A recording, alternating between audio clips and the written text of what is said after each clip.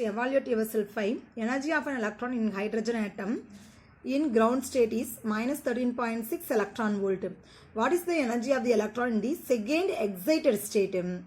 So, energy of the electron in hydrogen atom in ground state minus 13.6. So, நம்மளுக்கு formula 3 En is equal to minus 13.6 divided by n square into EV. So, hydrogen atomனா hydrogen atomல ஒரே ஒரு electron இருக்குது. அந்த ground stateனு கொடுத்துறாங்க. ground stateனா என்னன்னா first cell அதாவது என்ன நார்மலா அப்ப ஹைட்ரஜன் வந்து அட்டாமிக் நம்பர் 1.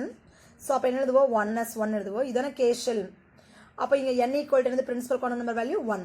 அப்ப n equal to 1 னா E1 is equal to minus 13.6 electron volt. So ground state ல இருக்கும்போது அந்த எலக்ட்ரானோட எனர்ஜி அளவு minus 13.6 electron volt. இப்ப क्वेश्चन என்ன கேக்குறாங்கன்னா what is the energy of the electron in the second excited state? எப்பவுமே ground stateங்கிறதுனா நார்மலா electronic configuration எழுதும்போது எழுதுறோம் இல்லையா அது கிரவுண்ட் ஸ்டேட். இப்போ ஹைட்ரஜன் ஒரு எலக்ட்ரான் கே ஷெல் இருக்குது அது கிரவுண்ட் ஸ்டேட். இதுதான் ground state. Principal quantum number value 1 இருக்குது. இப்போ எலக்ட்ரான் வந்து நம்ம ஆல்ரெடி சொன்ன போர்ஸ் தியரியிலே சொன்னோம் எனர்ஜியை அப்சர்வ் பண்ணிட்டு ஹையர் எனர்ஜி லெவலுக்கு போகலாம், இல்லை ஹையர் எனர்ஜி லெவல்லேருந்து லோயர் எனர்ஜி லெவலுக்கு வரலாம் இல்லையா. So low energy level to higher energy level போகும்போது எனர்ஜியை அப்சர்வ் பண்ணிட்டு போகணும்னு சொன்னோமா. அப்போ இங்கே ஃபர்ஸ்ட் ஸ்டேட்ல கிரவுண்ட் ஸ்டேட்ல இருக்கிற எலக்ட்ரான் ஹையர் எனர்ஜி லெவலுக்கு ஜம்ப் ஆகுதுன்னா எனர்ஜி என்ன பண்ணு அப்சர்வ் பண்ணு. ஹையர் எனர்ஜி லெவலுக்கு போறதா நம்ம என்ன சொல்றோம்னா எக்ஸைட்டட் ஸ்டேட். அப்ப இது வந்து கிரவுண்ட் ஸ்டேட், இது எக்ஸைட்டட் ஸ்டேட் தான், இதுவும் எக்ஸைட்டட் ஸ்டேட் தான். இது first cell, second cell, third cell அதெல்லாம் ஓகே. இது கிரவுண்ட் ஸ்டேட், இதுவும் எக்ஸைட்டட் ஸ்டேட், இதுவும் எக்ஸைட்டட் ஸ்டேட். எக்ஸைட்டட் ஸ்டேட்ல இது ஃபர்ஸ்ட், இது செகண்ட். கொஸ்டின் இதான் கேட்கறாங்க. So what is the energy of the electron in the second excited state? இது ஃபர்ஸ்ட் எக்ஸைட்டட் ஸ்டேட், இது செகண்ட் எக்ஸைட்டட் ஸ்டேட். அப்போ செகண்ட் எக்ஸைட்டட் ஸ்டேட்ல n equal to என்ன வேல்யூ 3. ஸோ செகண்ட் எக்ஸைட்டட் ஸ்டேட்ல n equal to 3. So n equal to 3னா அப்போ இதில் substitute பண்ணுங்க. E3 is equal to minus 13.6 divided by 3 square 9 EV. So E3 is equal to minus 1.51 electron volt. So இப்போ வந்து என்னன்னா general ஃபார்ம்ல எழுதியாச்சு. Excited ஸ்டேட்ல என்ன energy? So minus 1.51 electron volt. Question number 35. Determine the values of all 4 quantum numbers of the 8th electron in oxygen atom and 15th electron in chlorine atom. So, இப்போ 8th electron in oxygen atom கேட்டுக்கிறாங்க. அப்போ oxygen atom atomic number 8 electronic configuration எழுதிக்கங்க. 1s 2s 2p4 1 2 3 4. So, first என்னது same energy இருக்கிற orbital இது degenerate ஆர்பிட்டல்ல first single fill ஆயிட்டு என்ன ஆகும் pair ஆகும். So, இது 1s 2s 2px 2py 2pz. Question வந்து determine the values of all 4 quantum numbers of 8th electron in oxygen atom. எது 8th electron னா 1 2 3 4 5 6 7 8. இந்த black color letter எழுதிக்கிற மாதிரி அதுதான் 8th electron. So 8th electron present in 2px orbital and the quantum numbers are. So quantum numbers என்னது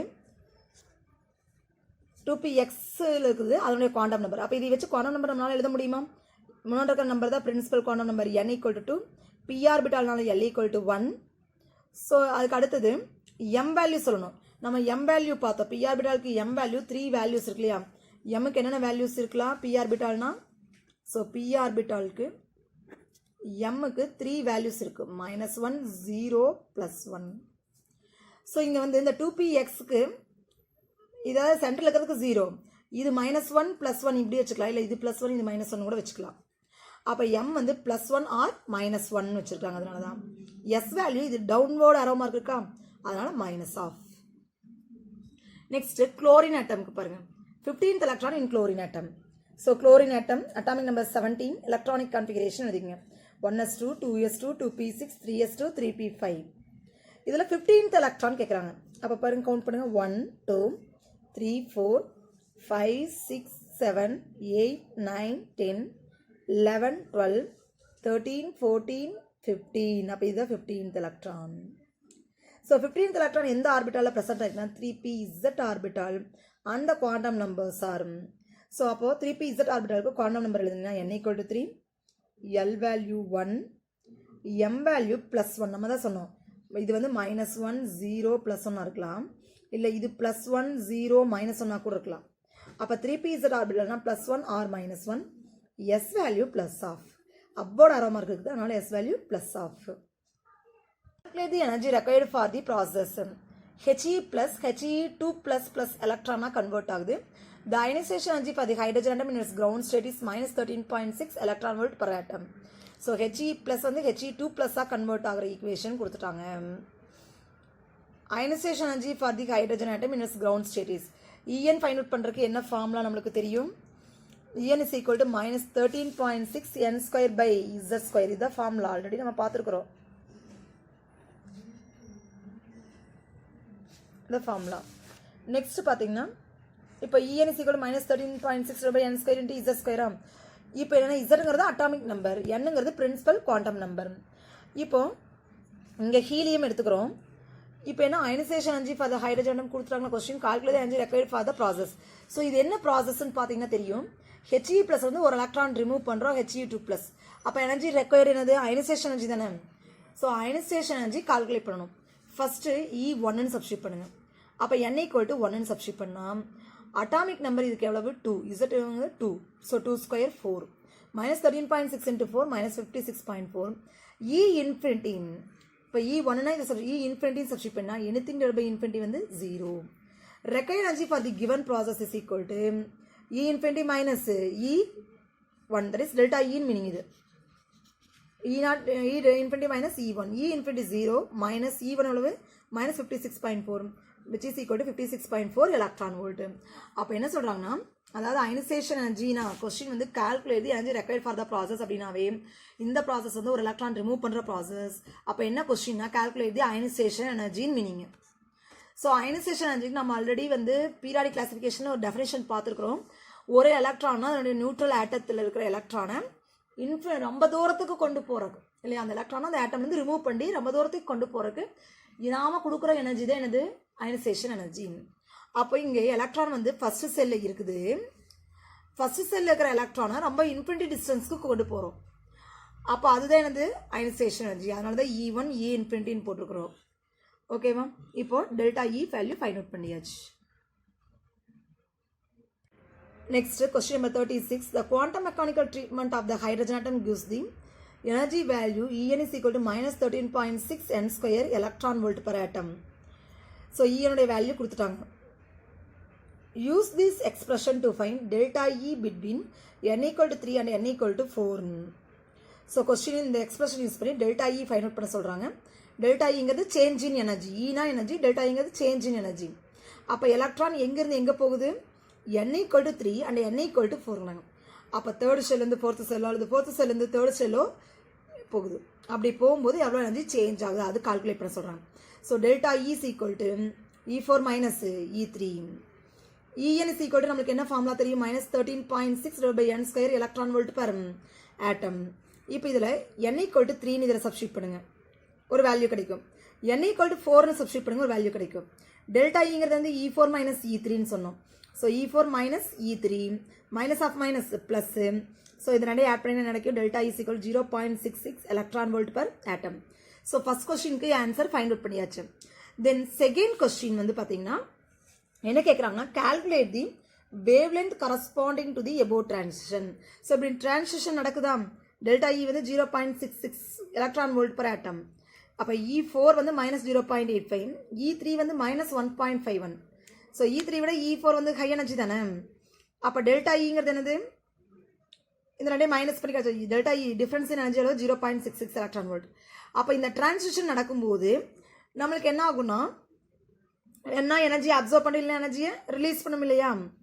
இப்போது energy observe பண்ணது இல்லை release பண்ணும்போது அந்த ஒரு பர்டிகுலர் என்ன ரேடியேஷன் ஃபார்மில் வந்து எமிட் பண்ணணும்னு சொன்னோம் இல்லையா? ஸோ அந்த ரேடியேஷனுடைய வேவ் லென்த் என்னன்னு கேட்குறாங்க, லேம்டா கேட்குறாங்க. ஸோ உங்களுக்கு தெரியும் லேம்டா இஸ் ஈக்குவல் டு என்னன்னு கேட்குறாங்க. டெல்டா இ இப்போ தான் ஃபைண்ட் அவுட் பண்ணுவோம். 0.66 எலக்ட்ரான் வோல்ட் பர் ஆட்டம். நம்மளுக்கு தெரியும் 1 எலக்ட்ரான் வோல்ட்டுங்கிறது என்னன்னா 1.6 × 10⁻⁹ ஜூல்ஸ். ஸோ 1 எலக்ட்ரான் வோல்ட்டுங்கிறது எதுக்கு ஈக்குவல்? 1.6 × 10⁻⁹ ஜூல்ஸ்க்கு ஈக்குவல். ஸோ அப்போ எலக்ட்ரான் வோல்ட் பர் ஆட்டம் நம்ம ஜூல்ஸு கன்வெர்ட் பண்ணோம்னா 1.6 × 10⁻⁹ மல்டிபிள் பண்ணணும். அப்போ டெல்டா இயோடைய வேல்யூ கிடச்சிருச்சு. இப்போ என்ன சொல்கிறாங்கன்னா உங்களுக்கு அடுத்த இன்னொரு relationship E is equal to h நியூன்னு நம்ம டி ப்ராக்லி ஈக்குவேஷனில் பார்த்தோம். அப்போ delta E is equal to h nu, அதாவது இங்கே எனர்ஜி, டெல்டா இங்கே change in energy. Nu is equal to c by lambda நம்ம பார்த்தோம் இல்லையா. இப்போ இந்த டெல்டா இ எதுக்கு ஈக்குவல்னு சொல்லியாச்சுங்க, ஹெச் நியூக்கு ஈக்குவல்னு சொல்லியாச்சு. அப்போ டெல்டா இக்கு பதிலாக h nu is equal to 1.06 × 10⁻19 joules. நியூக்கு பதிலாக என்ன சப்ஸ்டியூட் பண்ணலாம், சி பை லேம்டான்னு சப்ஸ்டியூட் பண்ணலாம். ஸோ நியூக்கு பதிலாக c by lambda is equal to இந்த வேல்யூ. அப்போ லேம்டா வேணும்னா lambda is equal to h c by இந்த value. So h Planck's constant அதனுடைய value 6.626 × 10⁻34 joules second. C velocity of light 3 × 10⁸ metre per second. அப்போ ஹெச் தெரியும், சி தெரியும், சப்ஸ்டியூட் பண்ணிட்டு divide by இந்த வேல்யூ. அப்போ லேம்டா இஸ் ஈக்குவல் டு இது எல்லாம் கேன்சல் பண்ணிங்கன்னா என்ன ஆன்சர் வரும், 1.875 × 10⁻6 மீட்டர். ஸோ நான் லாக் எடுத்து போடல, கால்குலேட்டரில் போட்டிருக்கிறேன். நீங்கள் எல்லாமே லாக் எடுத்து போட்டு உங்களுக்கு ஆன்சர் கொண்டு வாங்க. சரி, எல்லாம் அப்ராக்சிமேட்டாகவே நம்ம வந்து இது 1ன்னு வச்சுக்கோங்க. 6 × 3 18. ஸோ அப்போ இங்கே 3 டிஜிட்க்கு அப்புறம் இருக்கிறனால 1.something வரும், 1.8 வரும். நெக்ஸ்ட்டு இங்கே -19 மேலே கொண்டு போனால் +19. ஸோ இதெல்லாம் வந்து ரீஅரேஞ்ச் பண்ணி நீங்கள் லாக் எடுக்கிற எடுத்துங்க, இல்லை கேன்சல் பண்ணுறேன், கேன்சல் பண்ணி லேம்டாவுடைய வேல்யூ ஃபைண்ட் அவுட் பண்ணிங்க. யூனிட் எதில் வரும், metre. Question number 45. The lithium 2+ ion is a hydrogen-like ion that can be described by the Bohr model. Calculate the Bohr radius of the third orbit and calculate the energy of an electron in fourth orbit. So Li2+ ion வந்து hydrogen like அயான்ங்கிறாங்க. Hydrogen like அயான்னா ஹைட்ரஜனில் 1 electron இருக்கிற மாதிரி lithium 2+ல எவ்வளோ electrons தான் இருக்கும், 1 எலக்ட்ரான். ஸோ அட்டாமிக் நம்பர் லித்தியத்துக்கு 3. ஸோ இதில் 3 எலக்ட்ரான்ஸ் இருக்குது. லித்தியம் 2+ஆக மாறுதுன்னா 2 எலக்ட்ரான்ஸை லாஸ் பண்ணிடு. அப்போ ரிமைனிங் எவ்வளோ எலக்ட்ரான்ஸ் இருக்குது, இதில் 1 எலக்ட்ரான்ஸ் தான் இருக்கும். So Bohr radius of the third orbit. So ரேடியஸ்னா R, தேர்ட் ஆர்பிட்னால R3ன்னு சொல்கிறோம். And calculate the energy of an electron in fourth orbit. So எனர்ஜினா E, அது ஃபோர்த் ஆர்பிட் கேட்குறாங்க. So E4. So Rn radius in the nth orbit is equal to 0.529 n²/z Armstrong unit. En is equal to -13.6 z² by n² electron volt per atom. So lithium 2+ atomic number 3. So Z is equal to 3. So principal quantum number n equal to 3. ஏன்னா இங்கே வந்து அதாவது principal quantum number இங்கே வந்து 3ங்கிறாங்க. Third ஆர்பிட்டில் radius கண்டுபிடிக்க சொல்கிறாங்க. அப்போ n equal to 3ன்னு இதில் சப்ஸ்டியூட் பண்ணுங்க. n equal to 3, z வந்து 3. ஸோ 3 கேன்சல் ஆகிது, 3 மல்டிபிள் பண்ணி போடுங்க. Unit angstrom. தென் En இப்போ ஃபோர்த் ஆர்பிட்டில் எனர்ஜி கேட்குறாங்க. அப்போ E4. அப்போ n equal to 4. இசட்டுக்கு பதிலாக நாம் என்னென்னு சப்ஸ்டியூட் பண்ணுறோம்னா அட்டாமிக் நம்பர் Z 3. அப்போ 3². அப்போ இதை மல்டிபிள் பண்ணி டிவைட் பண்ணி போட்டால் E4 வேல்யூ கிடைக்கும், electron volt per atom. Evaluate yourself 4. Calculate the total number of angular nodes and radial nodes present in 3D and 4f orbitals.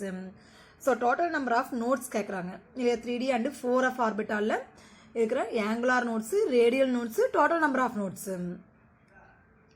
So இப்போ என்ன கேட்குறாங்கன்னா ஆங்குலார் நோடுக்கும் ரேடியல் நோடுக்கும் கண்டுபிடிக்கிறதுக்கு ஃபார்முலா. ஃபஸ்ட்டு என்ன orbital, 3D and 4f orbital.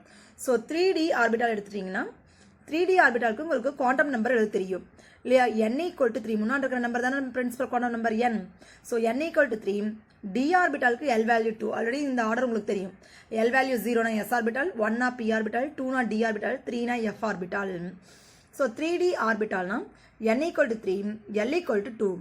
4f ஆர்பிட்டாலில் n equal to 4, l equal to 3. இது first எழுதிக்கங்க. இப்போ 3D ஆர்பிட்டாலுக்கு ஆங்குலார் நோடு, ரேடியல் நோடு கண்டுபிடிக்கலாம்.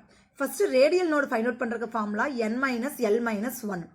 So n3, l2 - 1. So 3 - 3 is equal to 0. Angular node கண்டுபிடிக்கிறதுக்கு என்ன ஃபார்முலானா l. ஸோ அப்போ l என்னது, இதுக்கு l வேல்யூ 2. அப்போ டோட்டல் நம்பர் ஆஃப் நோட்ஸ் எவ்வளவு, 0 + 2 எவ்வளவு, 2. ஸோ டோட்டல் நோடு வந்து 2 நோட்ஸ் இருக்குது. இதே மாதிரி 4f ஆர்பிட்டாலுக்கு கால்குலேட் பண்ணுங்க. ரேடியல் நோடு ஃபைண்ட் அவுட் பண்ணுறதுக்கு formula n - l - 1. So n வந்து 4f ஆர்பிட்டாலுக்கு 4, l 3. So 4 - 3 - 1. So 4 - 4 0. Angular node is equal to l. l value எவ்வளவு, 3. ஸோ 3. டோட்டல் நோட்ஸ்னா 0 + 3 3. ஸோ இந்த வந்து உங்களுக்கு என்ன தெரிஞ்சால் போதுன்னா ரேடியல் நோடு ஃபைண்ட் அவுட் பண்ணுறதுக்கு formula, angular node find out பண்ணுறதுக்கு ஃபார்முலா. ஸோ இது மட்டும் தெரிஞ்சால் போதும். An ion with mass number 37 possesses unit negative charge. If the ion contains 11.1% more neutron than electron, find the symbol of the ion. இப்போ question என்னென்னா, ஒரு iron வந்து mass number 37ட்டாங்க. இப்போ ஒரு ஆட்டம் ஒரு யூனிட் நெகட்டிவ் அயான்னு சொல்லிட்டாங்க. So atom unit negative ions. இப்போ நம்மளுக்கு என்ன ஃபஸ்ட் வேணும், atom unit negative ion, number of electrons, number of protons, number of neutrons. So அந்த யூனி நெகட்டிவ் அயானில் எவ்வளோ எலக்ட்ரானுக்குன்னு வச்சுக்கிறோம்னா எக்ஸ் எலக்ட்ரான். ஃபார் எக்ஸாம்பிள் இந்த யூனி நெகட்டிவ் அயான்ஸ்னா யூனி நெகட்டிவ் அயானா ஸோ ஃபார் எக்ஸாம்பிள் சிஎல் வச்சுக்கலாம். சிஎல் ஒரு ஆட்டம், சிஎல் மைனஸ் எழுதணும்னா இதில் ஒரே ஒரு மைனஸ் சார்ஜ் தான் இருக்குது. அப்போ யூனி நெகட்டிவ் அயான்ஸ். ஸோ இதில் சிஎல் மைனஸில் இப்போ சிஎல்ல 17 எலக்ட்ரான்ஸ் இருக்கு, உங்களுக்கு தெரியும் atomic number 17. So C L minus அப்படின்னா என்ன ஆகும், இன்னொரு எலக்ட்ரானை கெயின் பண்ணிக்கும் இல்லையா, அப்போ 18 எலக்ட்ரான்ஸ் ஆயிடும். அப்போ சிஎல் மைனஸில் 18 எலக்ட்ரான்னா சிஎல் எவ்வளோ எலக்ட்ரான், 17 எலக்ட்ரான். ஸோ யூனி நெகட்டிவ் அயான்ஸில் 18 எலக்ட்ரானிக் இருக்குதுன்னா ஆட்டமில் எவ்வளோ எலக்ட்ரான் இருக்குது, இதை விட இது ஒரு எலக்ட்ரான் குறைவாக இருக்குது. அப்போ இங்கே 17 எலக்ட்ரான்ஸ் இருக்கும். அப்போ இது எக்ஸ் எலக்ட்ரான்ஸ் இருக்குதுன்னா இங்கே எக்ஸ் மைனஸ் 1 எலக்ட்ரான்ஸ் இருக்கும். ஸோ இதில் எக்ஸ் எலக்ட்ரான், இதில் x minus 1 electrons. So number of protons எழுதுனீங்கன்னா நம்மளுக்கு தெரியும் ஒரு நியூட்ரல் ஆட்டத்தில் எவ்வளோ எலக்ட்ரான்ஸ் இருக்குதோ அதுக்கு ஈக்குவலாக ப்ரோட்டான்ஸ் இருக்கும். அப்போ இங்கே எக்ஸ் மைனஸ் 1னா இங்கேயும் எக்ஸ் மைனஸ் 1. ஸோ இப்போ இதுலேயே பாருங்கள் 17 எலக்ட்ரான் 17 ப்ரோட்டான் இருக்குது இதில் இல்லையா. ஆனால் இதில் சிஎல் மைனஸில் 18 எலக்ட்ரான், ஆனால் ப்ரோட்டான் 17 தான் இருக்கும். இந்த நியூட்ரல் ஆட்டத்தில் எவ்வளோ இருக்குதோ அவ்வளோதான் இருக்கும். அப்போ இங்கே எக்ஸ் மைனஸ் 1னா இங்கேயோ X minus 1. So number of neutrons நம்ம என்ன வச்சுக்கிறோம், ஒய்னு வச்சுருக்கிறோம். இப்போ நம்மளுக்கு என்ன சொல்லிக்கிறாங்கன்னா given that y is equal to, அதாவது இப்படி டேரெக்டாக ஃபார்முலாவாக கொடுக்காம என்ன சென்டென்ஸ் கொடுத்துருக்காங்கன்னா if the ion contains 11.1% more neutrons than electrons. So அந்த அயனில் என்ன சொல்லிக்கிறாங்கன்னா 11.1% more neutron than electrons. ஸோ எலக்ட்ரான்ஸோட கம்பேர் பண்ணும்போது இந்த அயனில் எது எலக்ட்ரான்ஸ் எக்ஸ் தானே எலக்ட்ரான், இதோட கம்பேர் பண்ணும்போது எவ்வளோ அதிகமாக இருக்குது, 11.1% அதிகமாக இருக்குது. அப்போ எக்ஸ் ப்ளஸ் 11.1% ஆஃப் எக்ஸ் இதுவும் இருக்குது, இதை விட இவ்வளோ பர்சன்டேஜ் அதிகமாக இருக்குது. அப்போ எக்ஸ் ப்ளஸ் 11.1% எப்படி எழுதலாம், 11.1 டிவைட் பை 100 இன்ட்டு எக்ஸ். இப்போ X plus 11.1 divide by 100 simplify பண்ணுங்க. ஸோ சிம்பிளிஃபை பண்ணுற மெத்தட் உங்களுக்கு தெரியும். 11.1 100 என்ன வச்சுக்கலாம், 10 ஸ்கொயர்னு வச்சுக்கலாம். ஸோ அப்போ 11.1 10 ஸ்கொயர் மேலே போச்சுன்னா 10 to the power -2. So 10 to the power -12 இங்கே மல்டிபிள் பண்ணால் பாயிண்ட் எங்கே போகும், இங்கே 10 power -1 இங்கே 0. அப்போ 111 அதை இங்கே எழுதிக்கிறோம் into x. So y is equal to x plus அது 1x மீனிங்கா, இல்லை எக்ஸ் அவுட் சைடு கூட எடுத்து எழுதிக்கலாம். 1x ப்ளஸ் 0.111xனா 1.111x. ஸோ மாஸ் நம்பர் 37 கொஸ்டின்லேயே கொடுத்துருக்காங்க. மாஸ் நம்பர்ங்கிறது நம்மளுக்கு தெரியும், number of protons plus number of neutrons தான் இது mass number. So 37 plus number of protons எவ்வளவு, number of protons x minus 1 plus number of neutrons எவ்வளவு 1 plus 1.111x. அப்போ இந்த -1 இந்த சைடு வந்தால் +1 equal to x plus 1.111x. 37 plus 1 38 equal to இந்த x out side எடுத்துட்டா 1 plus 1.111. So 1 plus 1.111 2.111. So x வேணா 38 divided by 2.111. x is equal to 38 2.111 divide பண்ணுங்கள். Divide பண்ணி எக்ஸோடைய வேல்யூ நம்ம ஹோல் நம்பராக வச்சுக்கோங்க 18. ஏன்னா எக்ஸுங்கிறது என்னென்னா number of electrons. So number of எலக்ட்ரானில் அந்த பாயிண்டில் இருக்காது இல்லையா, அதனால் எக்ஸ் இஸ் ஈக்குவல் டு 18 வச்சுக்கிறோம். ஓகேவா, இப்போ என்ன ஃபைண்ட் அவுட் பண்ணியாச்சு, எக்ஸ் ஃபைண்ட் அவுட் பண்ணியாச்சு. எக்ஸுங்கிறது என்னது, number of electrons in uni negative ions. இப்போ நம்மளுக்கு என்ன தெரியும்னா atomic number is equal to x minus 1ன்னு பார்த்தோமா. ஸோ அட்டாமிக் நம்பர் கண்டுபிடிக்கிறது என்னது, atomic number number of electrons தானே ஆர் நம்பர் ஆஃப் ப்ரோட்டான்ஸ். அப்போ எக்ஸ் மைனஸ் 1, எக்ஸுங்கிறது 18 ஃபைண்ட் அவுட் பண்ணோம். So 18 minus 1 17. So mass number 37 கொஸ்டின்லேயே கொடுத்துருக்காங்க. அட்டாமிக் நம்பர் 17, மாஸ் நம்பர் 37 இருக்கிறது இது chlorine. So simple of the ion சொல்லியிருக்காங்க. அப்போ Cl மைனஸ், அவ்வளோதான்.